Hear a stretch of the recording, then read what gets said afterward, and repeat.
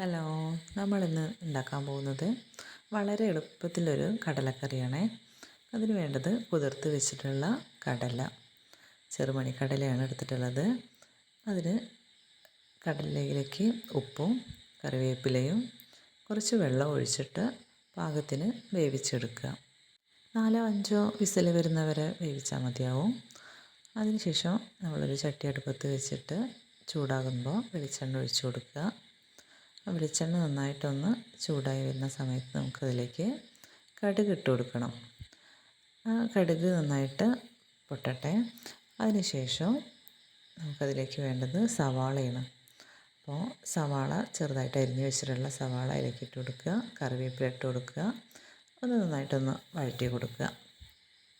സവാള നന്നായിട്ട് ചെറുതായിട്ടൊന്ന് ചെറിയൊരു നല്ല ബ്രൗൺ ആവുമൊന്നും വേണ്ട.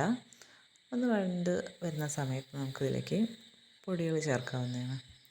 അപ്പോൾ നമ്മളിതിലേക്ക് ആദ്യമായിട്ട് ഇടാൻ പോകുന്ന പൊടി മഞ്ഞൾപ്പൊടിയാണ്. ഒരു 1/4 ടീസ്പൂൺ മഞ്ഞൾപ്പൊടി ഇട്ട് കൊടുത്താൽ മതി.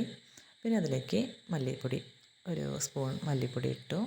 അതുപോലെ തന്നെ ഒരു സ്പൂൺ നമുക്ക് എരിവിന് പാകത്തിന് മുളകും പൊടി ഇട്ട് കൊടുക്കാം. പിന്നെ കുറച്ച് ഗരം മസാല, അതുണ്ടെങ്കിൽ മതി, ഇഷ്ടമാണെങ്കിൽ ഇട്ട് കൊടുക്കുക. കുറച്ച് ഉപ്പും കൂടെ.